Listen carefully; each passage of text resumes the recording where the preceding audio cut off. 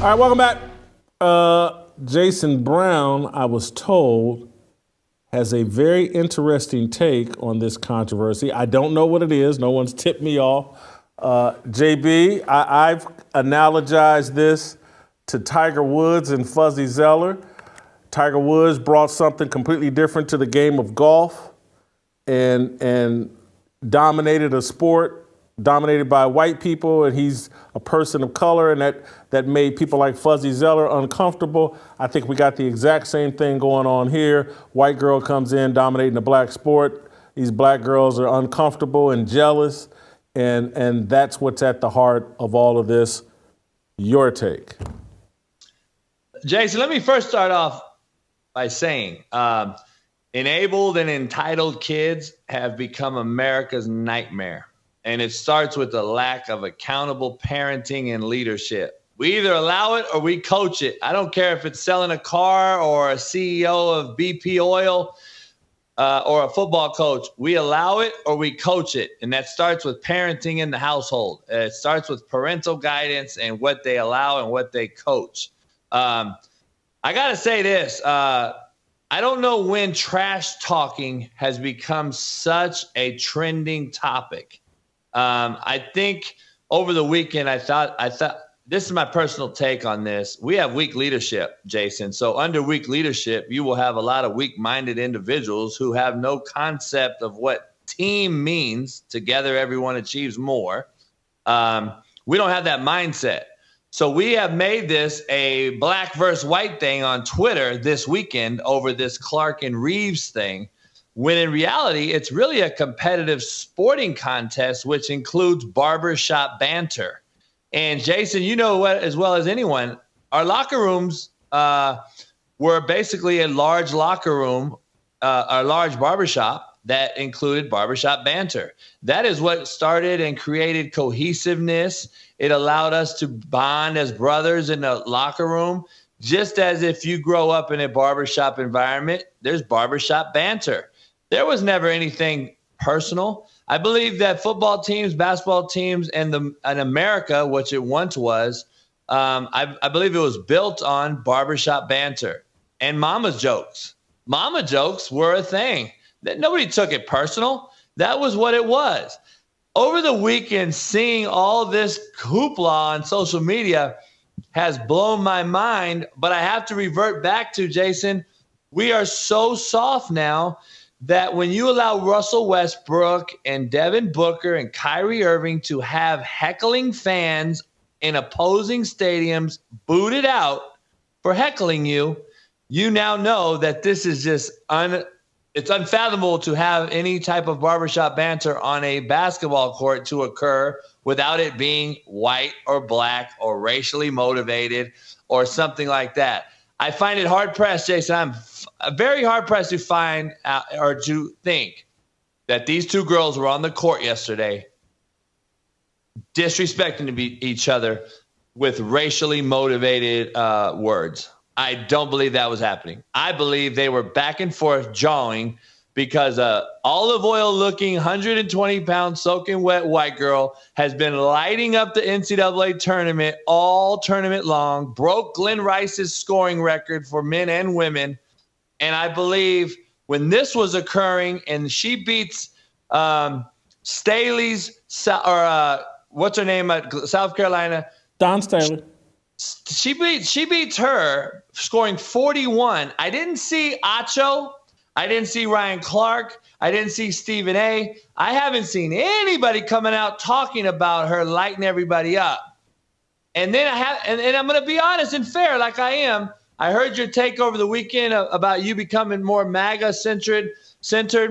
I haven't gotten there yet. I'm more of an independent thinker. I gotta. You know me, Jason. I trust two people in the world. Me and the other one ain't you is my motto. Not you in particular, but you as the other person.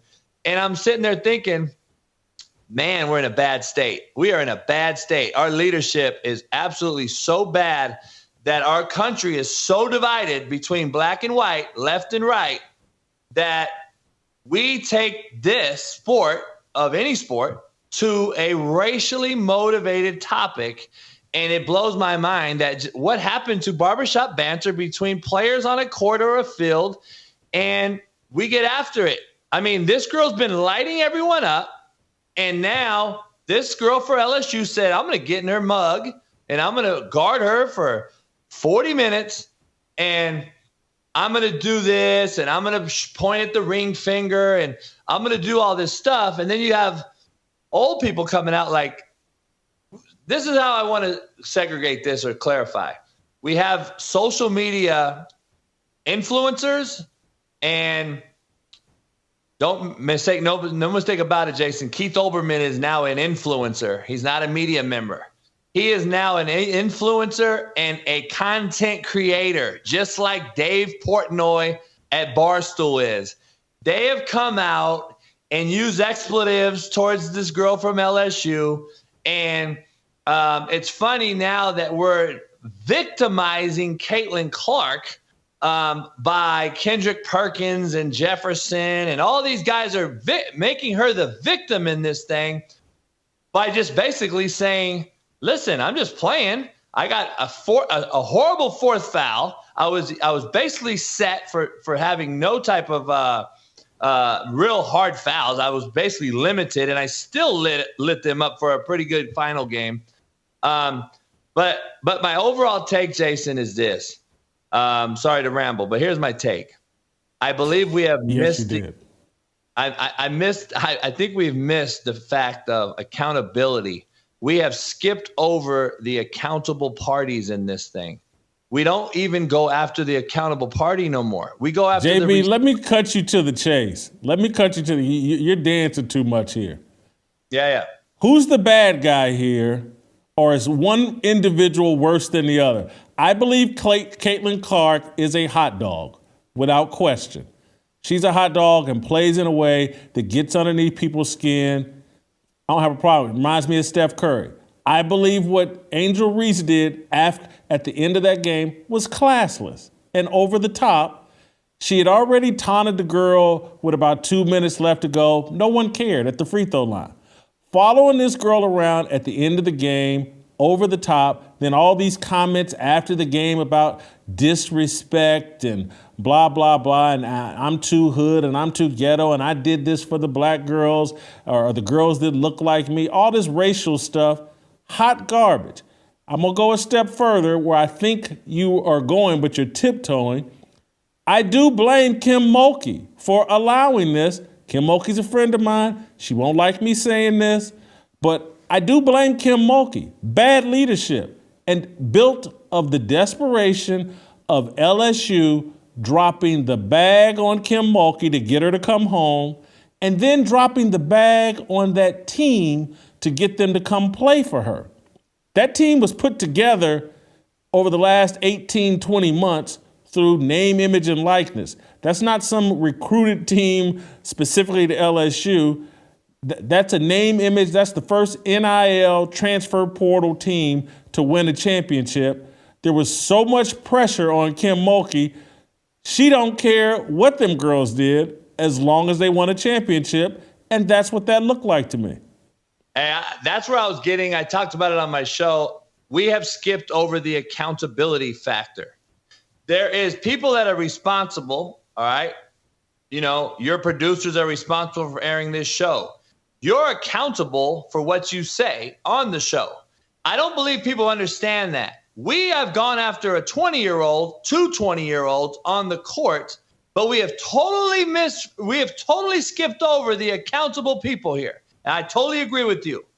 This teacher and coach, mentor of a lot of young women, walks around in shiny tiger outfits, and I want to be clear here. I want to be sure. Somebody is allowing this to happen on that court, because if it wasn't, I don't remember you, Jason, when you were growing up, but were you ever awarded for bad behavior? I wasn't. I was pulled off the court or the field. This girl either is being taught this, being allowed to do it, or this is their swag. This is their deal. Like you said, NIL money bought this team. So why will she pull the rank? This is their team. This is their makeup. This is their DNA. So she has allowed this, and we haven't talked about this coach one time in the media. And I'm sitting there blown away all weekend long, like, why are we just talking about this kid? Because if the kid was doing it on my team, I would be getting castrated over it. I would be getting blown away in the social. Oh, Coach Brown allowed it. Well, what is she doing? She's prancing around, chasing a referee on the sideline, by the way, and there was nothing called on her. And then we throw out this girl that's been lighting up the tournament, and I'm just sitting here like, wait up. The accountability factor in America has been lost, and that is why we have such a divided situation going on and why we're so quick to go left and right, black and white, instead of saying, you know what? There's a leader out there of women, and she has been totally excluded from this. And that is where the accountability factor is blowing me away. I don't go after. No question about it, JB. Again, Kim Mulkey is someone I like and respect and have known for a long time. She's a great coach. This is what happens, though, when you take that big bag of money that's to leave Baylor. There's a lot of pressure. And then when they spend a bag putting your team together, there's a lot of pressure. And so then you start coming out of character and allowing things you previously wouldn't have allowed because you have to justify all that money that was spent. And so rather than them dropping to their knees and saying, thank you, Iowa, thank you. You eliminated South Carolina. We had no chance of beating South Carolina. Thank you, Caitlin Clark. Now we can get this trophy. I'm just keeping it real. I bet South Carolina because I knew it was going to be a blowout. And it's not because I had any disrespect for Iowa. It's just like they got away with getting crushed on the boards against South Carolina because I'm just keeping it real. I don't care if people don't like it because Don Staley can't coach. Don Staley made no adjustments, let her ego get in the way, let her racism get in the way of saying, you know what, we got to guard this little white girl better than what we're doing, and we got to adjust some things for this little white girl to stop her from getting to the paint at will. It wasn't the three-point shots that was killing them. She's got a 6'7", 6'5" front line, and this little white girl is getting to the rim. She shot 6, 7, 8 layups. That's how she scored most of her points. And Don Staley had no adjustment.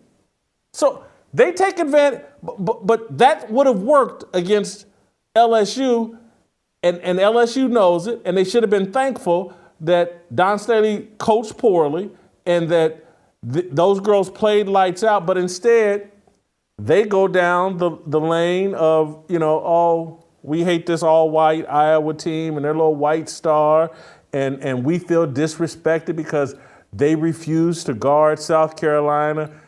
And yet, trust me, Kim Mulkey don't believe none of that, but she was more than willing to let her players take motivation from that because she needed that championship to justify all that money that was spent on her and that team. And let me end it with you like this. I've kind of equated this thing through not just this situation, but a lot of things that have been happening lately. I believe these coaches now, from youth Pop Warner to AAU to basketball, high school, football, high school, and then into college, the coaches now have to be somewhat in tune with the culture, quote unquote. We now have to be in tune with the culture, meaning who we recruit and our players, which is, 80% African-American black players in college football and basketball, NBA as well, NFL as well. So what are the coaches doing now? Instead of being leaders, mentors, and coaches and teachers, they have become fans. And now they have to be cool with their players instead of leading them and teaching them. Now they're their homies, if I may, and their boys and their girls. And we're seeing it not only in coaching and athletics, we're seeing it in the classroom. We're seeing it with principals and administrators. We're seeing it in our government officials. It is becoming so bad that we're allowing this to continue and get it out of hand, and it is imploding. And we're seeing it at all-time rate. And we're trying to be cool instead of being the person that tells them the harsh reality. JB, good point to end on. Great job. Thank you.